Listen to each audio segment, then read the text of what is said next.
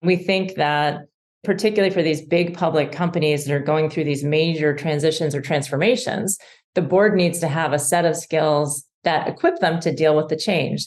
And we hear a lot about board diversity, but boards need to first be diverse around business capabilities needed to manage the company now and through time. And then second, boards should be diverse in terms of having multiple people with different perspectives, and the best boards give all of those people a voice.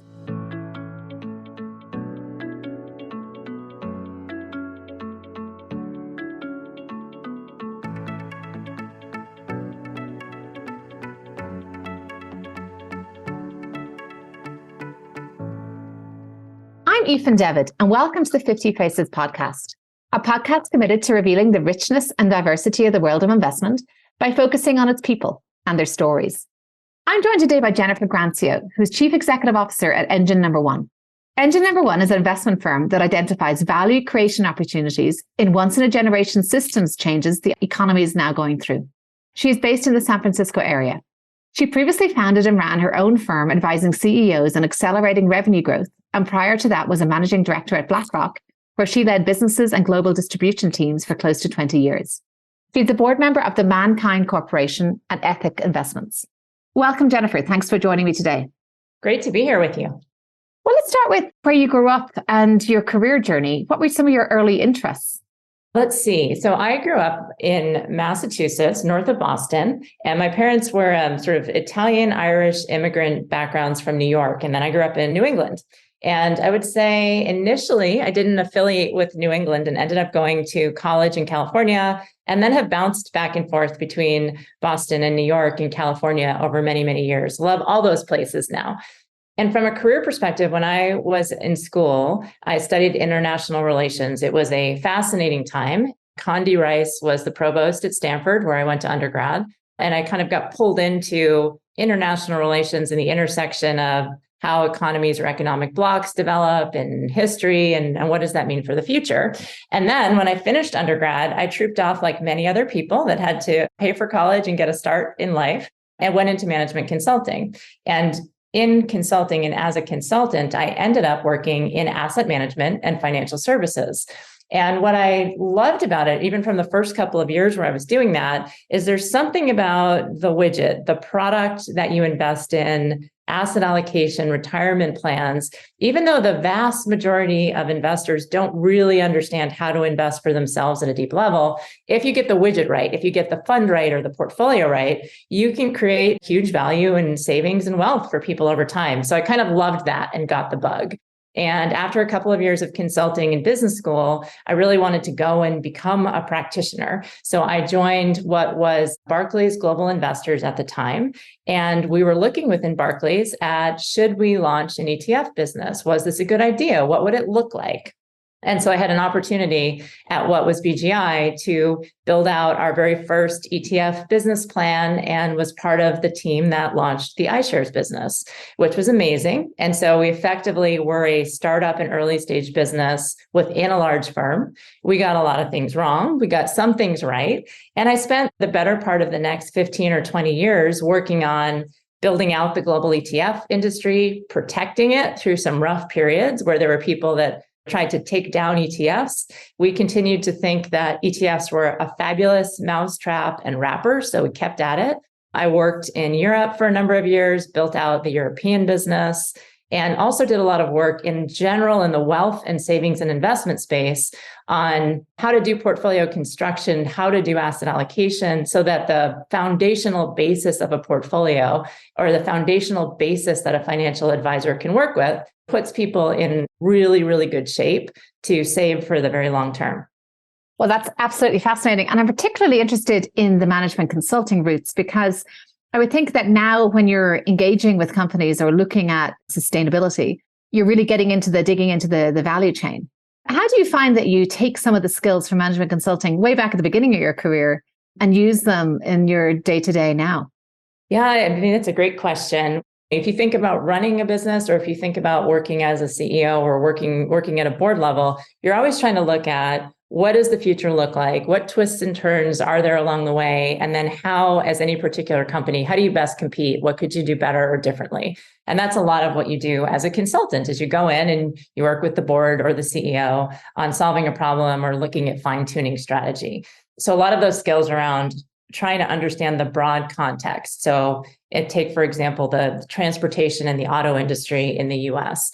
We have a very strong point of view, really going back 10 years, that at some point, battery electric vehicles will be better cars, they're better for the environment. And frankly, the multiple of a Tesla is a lot higher than the multiple of a GM or Ford. But there are a lot of questions about how long does it take for the market to move from traditional internal combustion cars to battery electric vehicles? How do you build a financial model? When do you get credit as an auto company for moving into battery electric vehicles? So I think the early consulting experiences that I've had on framing the question, looking at the broader context, looking at timing, and then our founder of Engine Number One, Chris James, has been a hedge fund and private market investor for many, many years. And for Chris, the excellence of thinking about, as an investor, how change happens through time. We're able to go in and work with companies with both the context of what comes ahead, as well as the fine-tuning from an investment perspective about how the business can potentially pivot or solve bottleneck problems so that they can increase stock price and multiple through time.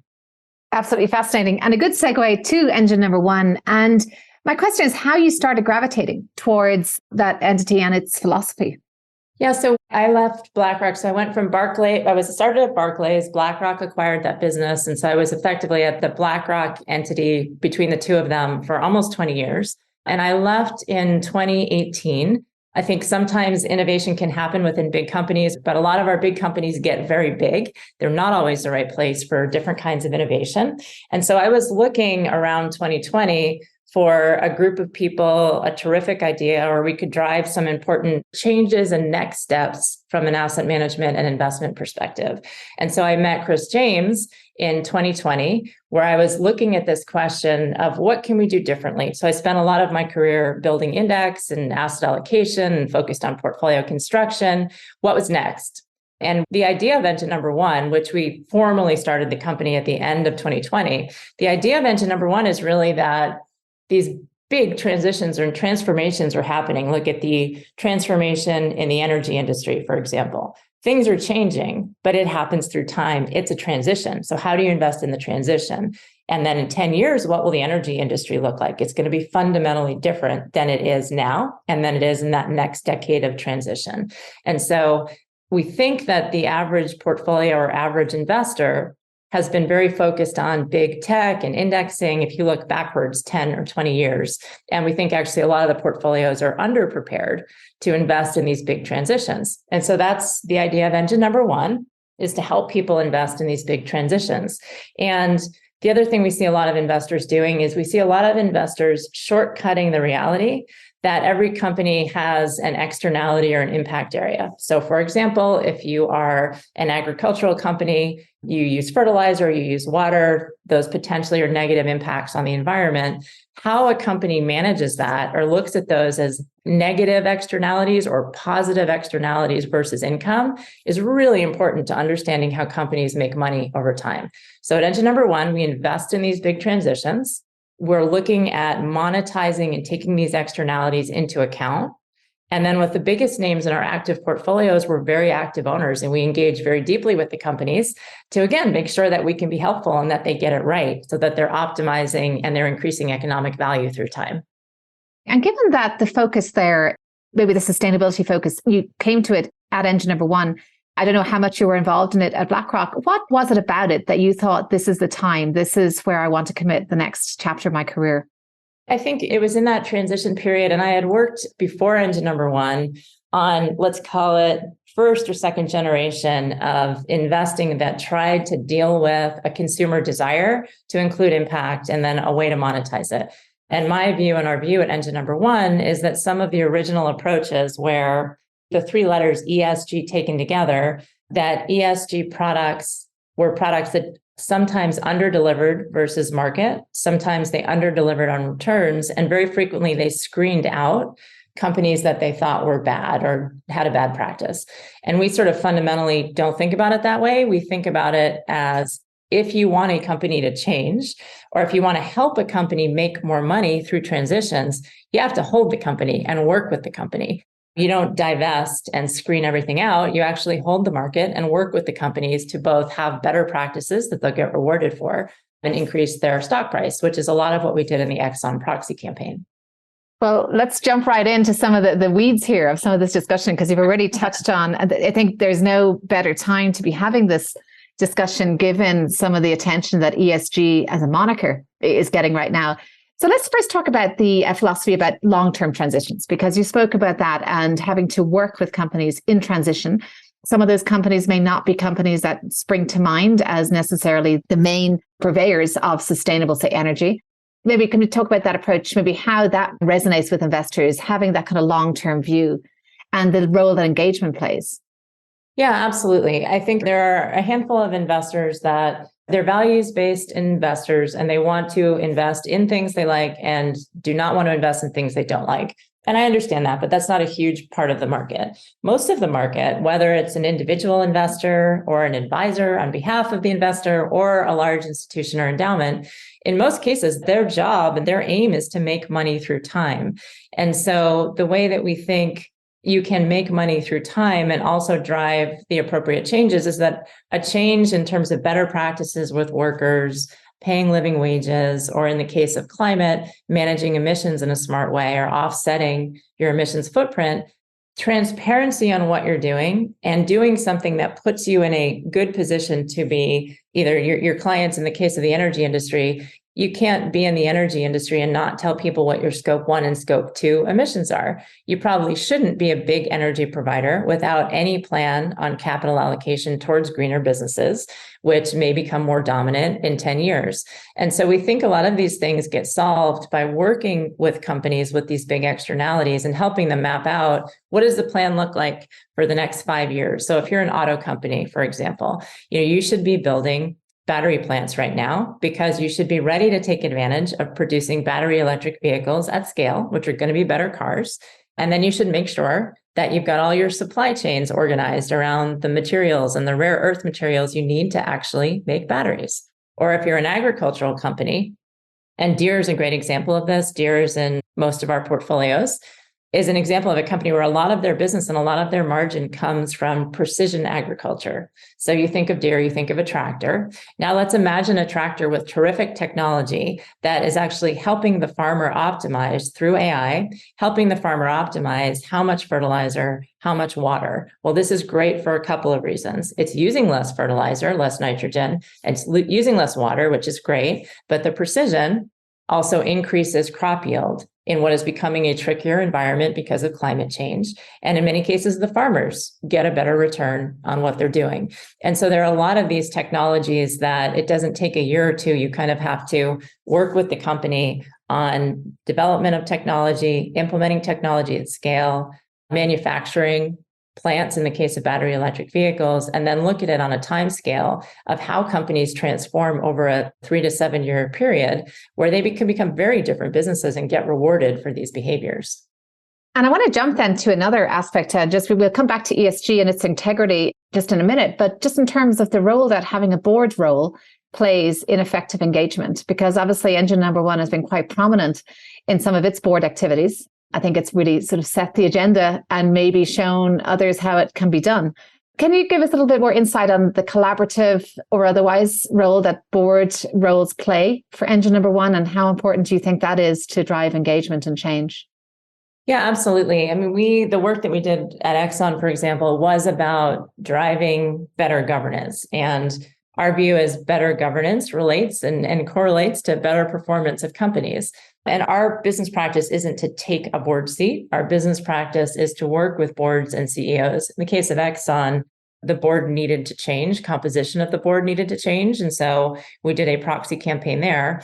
Most of the other work we do has been very collaborative with boards. And to answer that question about what does a good board look like and how do investors work with boards, we think that particularly for these big public companies that are going through these major transitions or transformations, the board needs to have a set of skills that equip them to deal with the change. So let's take the Exxon example. We thought that the Exxon board a couple of years ago needed one, somebody on the board that had been a successful energy CEO before. So that experience from someone else was needed on the board. Experience on how did you develop businesses that were green or green energy or renewable. Maybe that would work for Exxon, maybe that wouldn't, but at least at the kind of wonderful engineering capability that Exxon has, at least looking at how they could build that business, and then experience around the board on managing transitions and managing transitions specific to energy. So I use that example because big public boards that have that kind of diversity of skill set that covers what a company does in the moment, but also covers what a company needs to do or what changes it needs to adapt with over time, those we think make the very best boards. And we hear a lot about board diversity. But boards need to first be diverse around business capabilities needed to manage the company now and through time. And then second, boards should be diverse in terms of having multiple people with different perspectives. And the best boards give all of those people a voice. And the best boards have a lot of challenge, have a lot of diverse conversations. And that, again, is very helpful for companies that are managing through these big transitions. I want to ask you about something that has come up for me a little bit, because many of these conversations are complex. Any one single issue could dominate a whole board meeting, and ultimately there tend to be multiple items on an agenda. How do you deal with the issue of running out of time, not giving issues enough time to properly discuss them?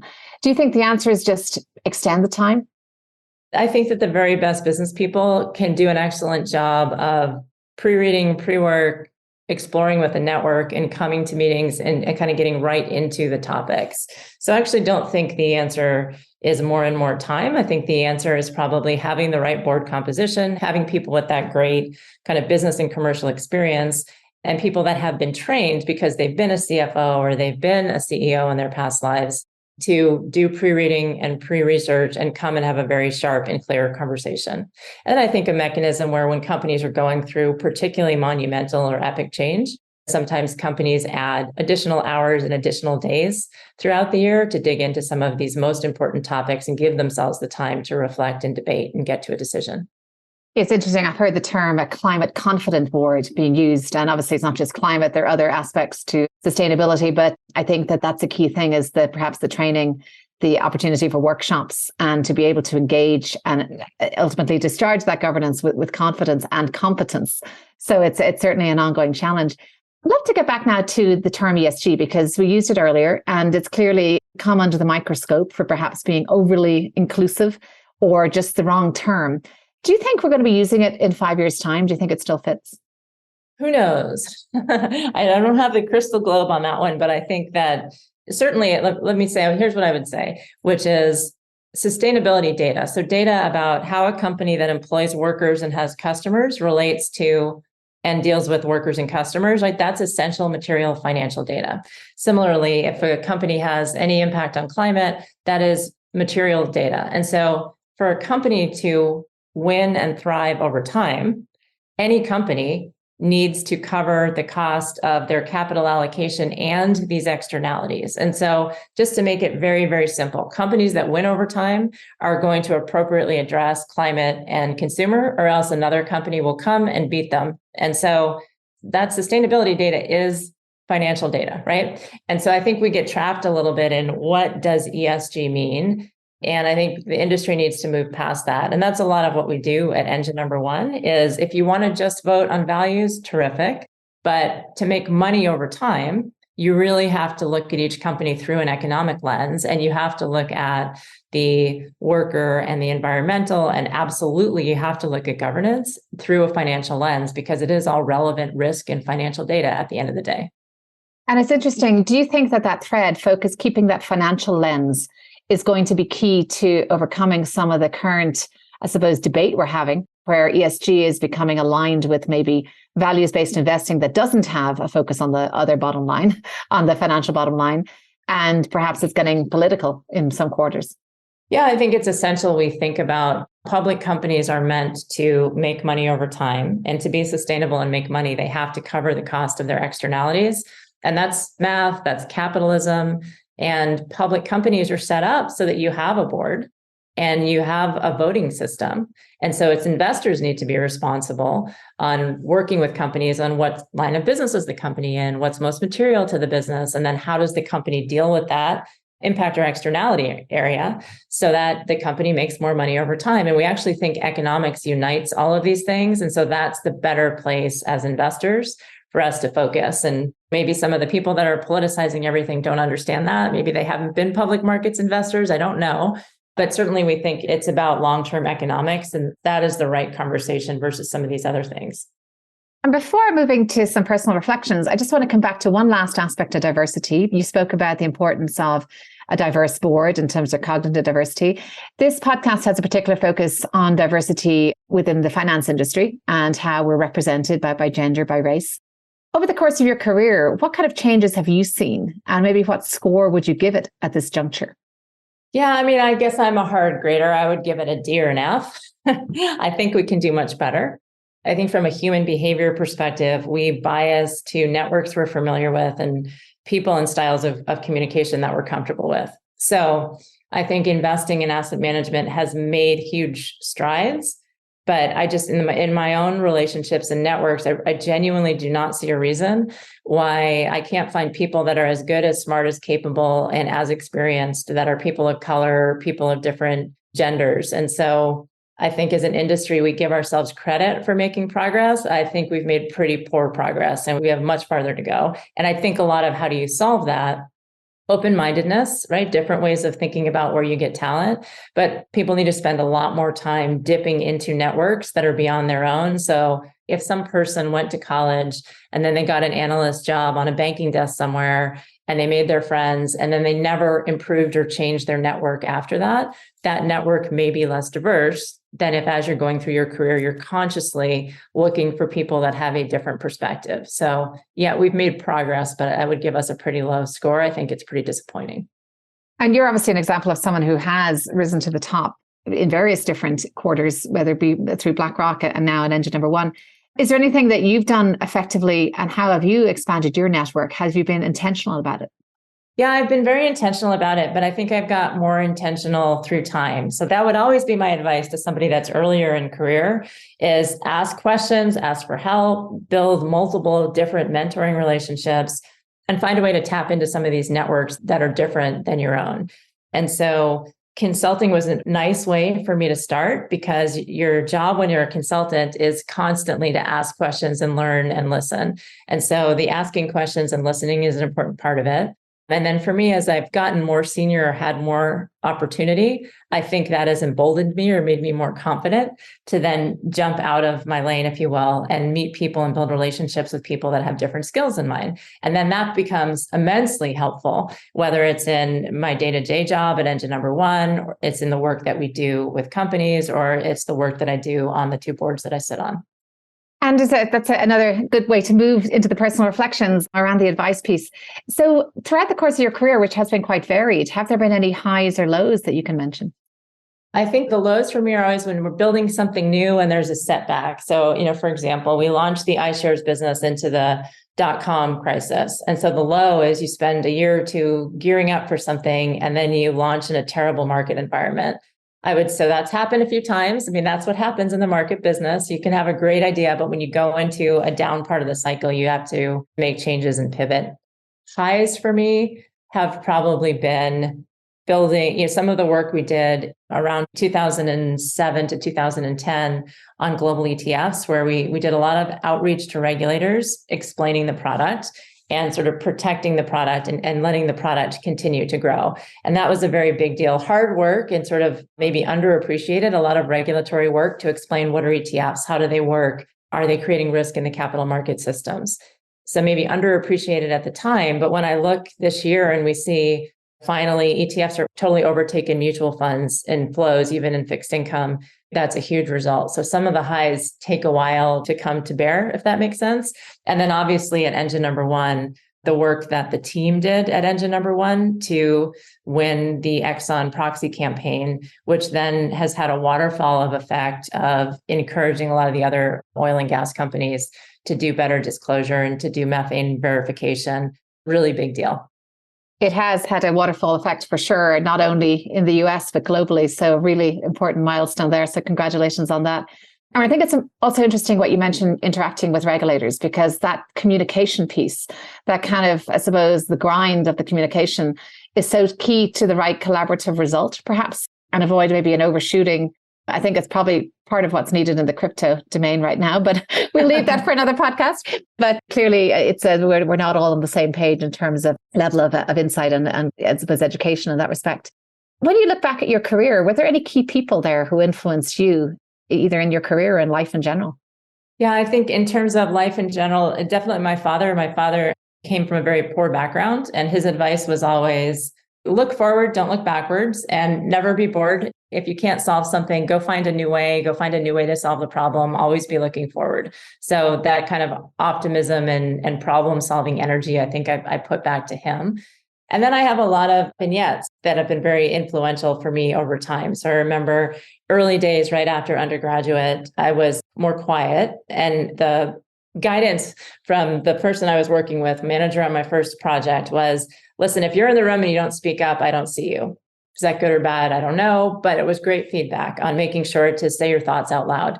And then a female professor I had in business school who told me women can indeed have it all, but you can't have it all right at the same time. That was also good advice, I thought, because it was good from a pacing perspective. And I just like to think of it as all the wonderful people we engage with through the years, see what little piece you can take from them, remember why and when they told it to you. And I find that very helpful as I go through time. I want to just go back on one of the points you mentioned there about those wonderful words from your father about looking forward and not backwards, because especially in the domain you work in, there is a lot of perhaps pessimism, a lot of doomsday philosophies, and a lot of kind of existentialist angst. How do you maintain that optimism in the light of, I suppose, the extremely emotive environment that surrounds sustainable investing, climate change, all of the issues around decarbonization, whether we're getting there fast enough? How do you keep that together? Yeah, I think it's certainly one can get pessimistic about things. And I think that in a markets business, we are always driven by performance. And so when you have huge volatility like we do in the markets now, that can also be hard. But I think the answer to the question is particularly in how do we invest and help people make money through transitions and help companies win through transitions. It's sort of like, what can we do at scale? So maybe they're big problems, but what can we do at scale to address them? And I think there are quite a lot of things, which is our work on the engine number one side. We work with private companies and do private investments, but in the public space, it's just a matter of time. We are going to move to a different energy environment. We are going to move to battery electric vehicles.